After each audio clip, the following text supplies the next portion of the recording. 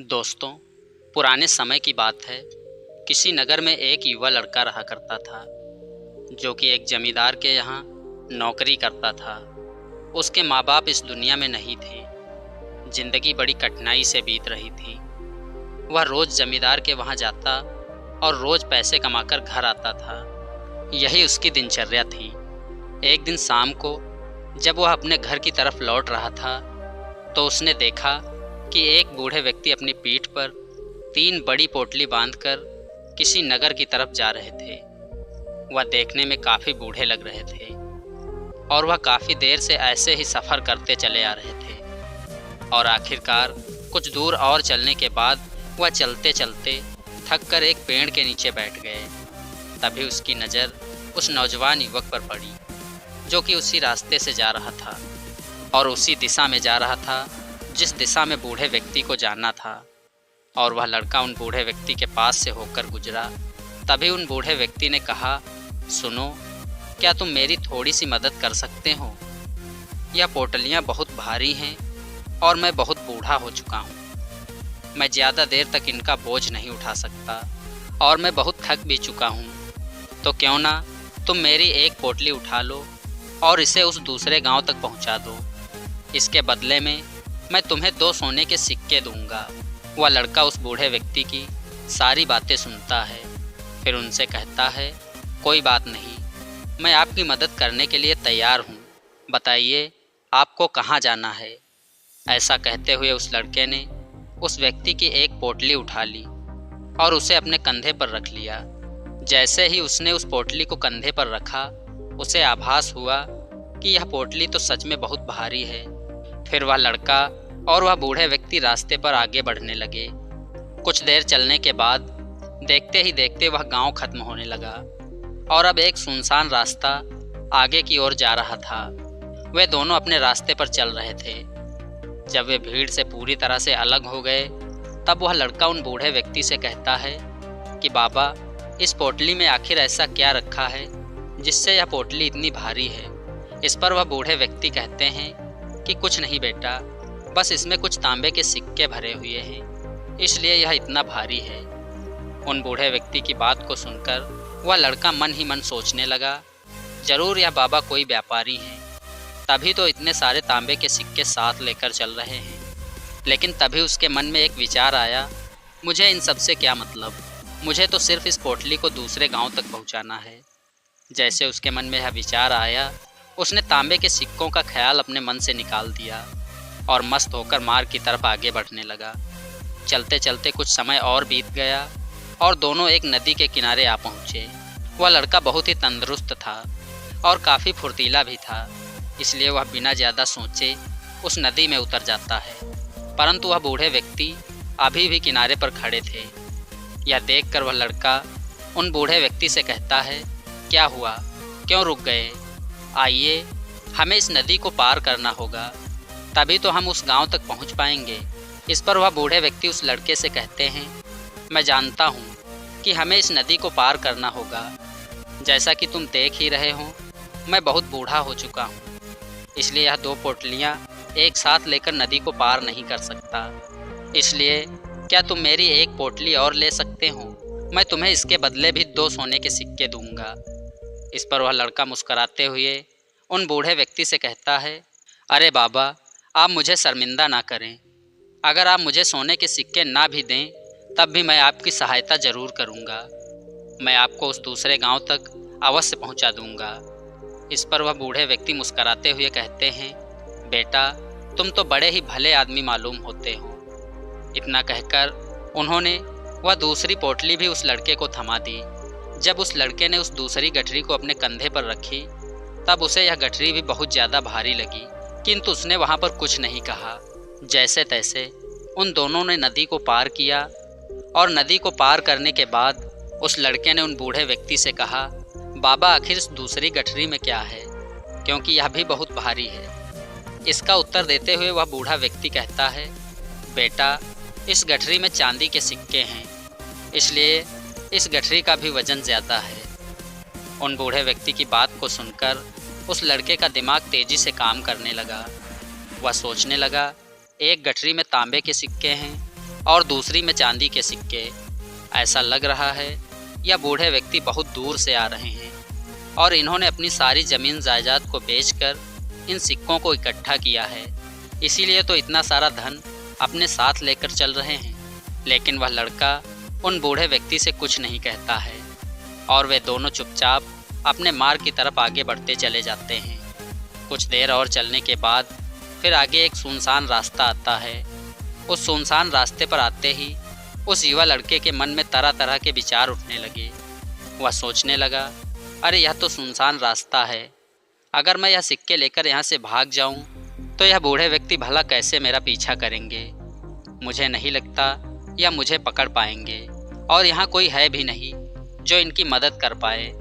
और वैसे भी यह बहुत सारे सिक्के हैं, मैं इनसे एक बड़ा व्यापार कर सकता हूँ और खुद का जीवन सुखमय बिता सकता हूँ। और वैसे भी यह बूढ़ा व्यक्ति अब इस धन का क्या करेगा, इससे अच्छा तो मैं ही इसे ले लेता हूँ। वह लड़का यह सब सोच ही रहा था कि तभी उसे खुद पर आश्चर्य हुआ। अरे मैं यह सब कैसे सोच सकता हूँ?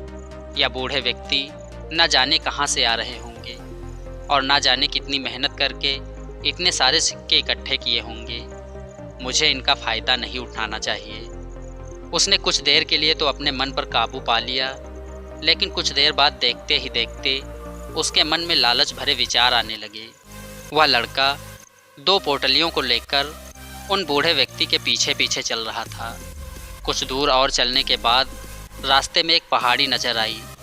उन दोनों को उस पहाड़ी को पार करके उस तरफ जाना था, लेकिन उस पहाड़ी को देखकर वह बूढ़े व्यक्ति उस लड़के से कहते हैं, बेटा यह पहाड़ी मैं नहीं चढ़ पाऊँगा, मैं काफ़ी बूढ़ा हो चुका हूँ और मेरे घुटनों में दर्द भी रहता है। यदि तुम मेरी यह तीसरी गठरी भी ले लो तो मैं तुम्हें 2 सोने के सिक्के और दूंगा, इसलिए याद रहे इन्हें कहीं गिराना मत। यह बात सुनकर वह लड़का उन बूढ़े व्यक्ति से कहता है, क्यों बाबा, आखिर इस गठरी में ऐसा क्या है? इस पर वह बूढ़े व्यक्ति उस लड़के से कहते हैं, बेटा इसमें सोने के सिक्के हैं। यह सुनकर वह लड़का मन ही मन बहुत प्रसन्न हुआ। उसने चुपचाप वह तीसरी गठरी भी उन बूढ़े व्यक्ति से ले ली और दोनों बिना कुछ बोले आगे की ओर बढ़ते चले गए। अब वह फकीर बिना कुछ वजन लिए आराम से पहाड़ी की चढ़ाई कर रहा था, लेकिन वह नौजवान लड़का जो कि पीछे था, वजन के कारण वह बहुत धीरे धीरे चल पा रहा था। लेकिन जब उसने उस सोने के सिक्कों का नाम सुना तब उसका मन छलांग मार रहा था। वह मन ही मन सोच रहा था कि अगर यह सिक्के मुझे मिल जाएं तो मेरा जीवन बड़ी ही आसानी से कट जाएगा। वैसे भी यह बूढ़े हो चुके हैं, भला इन्हें धन की क्या आवश्यकता, इनका जीवन तो वैसे भी कट चुका है। मैं एक काम करता हूँ, यह सारा धन लेकर यहाँ से भाग जाता हूँ। लड़के के मन में अनगिनत विचार चल रहे थे। लड़के का मन उसकी बुद्धि पर पूरी तरह से हावी हो चुका था। उस लड़के का मन अपनी बात को सही साबित करने के लिए उसे कई तर्क भी दे रहा था। और तभी उसके मन में एक और विचार उठा और अब की बार वह लड़का यह सोच रहा था कि लगता है यह बूढ़े व्यक्ति कोई चोर हैं, नहीं तो इनके पास इतने सारे सोने के सिक्के कहाँ से आए। अगर यह कोई व्यापारी होते तो यह इस तरह से पैदल यात्रा नहीं कर रहे होते, और अगर इनके पास इतना सारा धन था तो कोई ना कोई साधन भी अवश्य होता। या कोई चोर हैं और चोर का धन चोरी करने में भला कैसी बुराई। यह सोचता हुआ वह लड़का काफ़ी तेज़ी से ऊपर की ओर चढ़ने लगा और देखते ही देखते वह बूढ़े व्यक्ति से आगे निकल गया।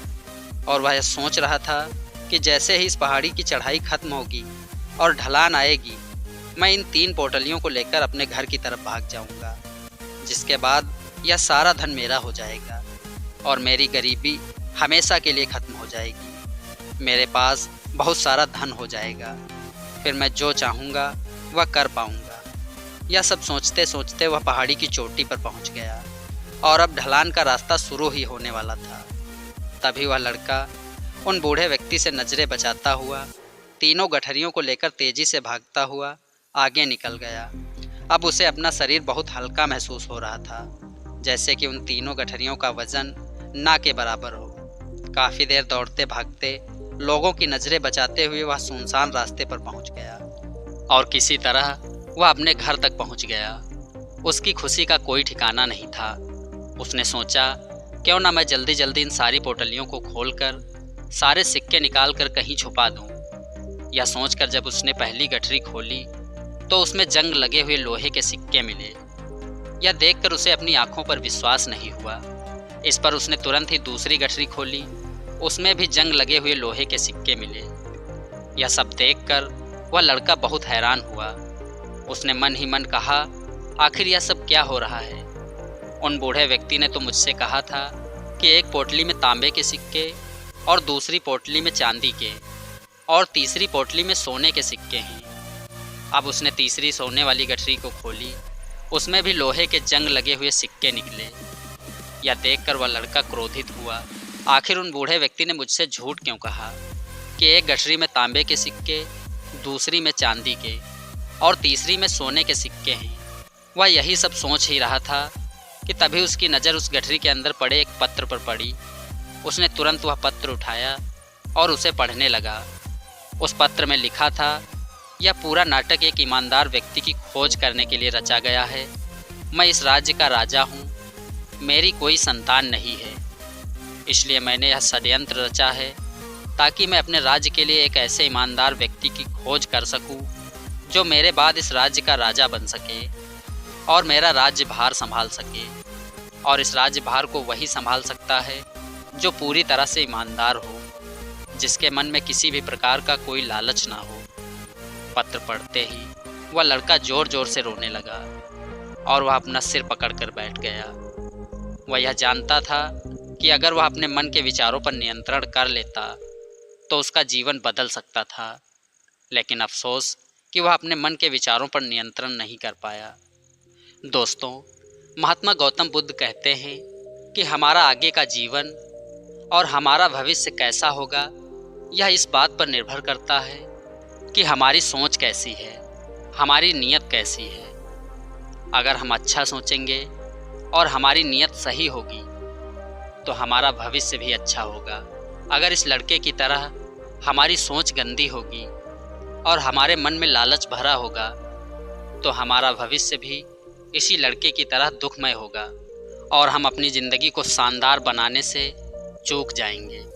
इसीलिए कहा जाता है, हमारा सबसे बड़ा दुश्मन भी हमारा उतना कुछ नहीं बिगाड़ सकता जितना कि हमारे मन के अनियंत्रित विचार बिगाड़ सकते हैं। बुद्ध कहते हैं, हमारे मन में जो विचार चलते हैं वही विचार हमारे शब्द बनते हैं और विचार ही कर्म के रूप में प्रकट होते हैं और बार बार दोहराने पर कर्म आदत में बदल जाते हैं और समय के साथ साथ धीरे धीरे यह आदतें हमारे चरित्र का गठन करती हैं और आगे चलकर यही चरित्र हमारे भाग्य का निर्माण भी करता है। इसलिए हमारा अपने विचारों के प्रति सजग रहना बेहद आवश्यक है। हमारा इस पर ध्यान देना जरूरी है कि हमारे मन में किस तरह के विचार उठ रहे हैं। आगे बुद्ध कहते हैं कि हमारी कमजोरी हमेशा छोटे विचार से शुरू होती है। छोटा विचार एक बीज की तरह होता है और अगर समय रहते इस विचार रूपी बीज को नष्ट ना किया जाए तो यह छोटा सा बीज एक विशाल वृक्ष का रूप ले लेता है और हमारी बुद्धि की सोचने और समझने की क्षमता को पूरी तरह से नष्ट कर देता है।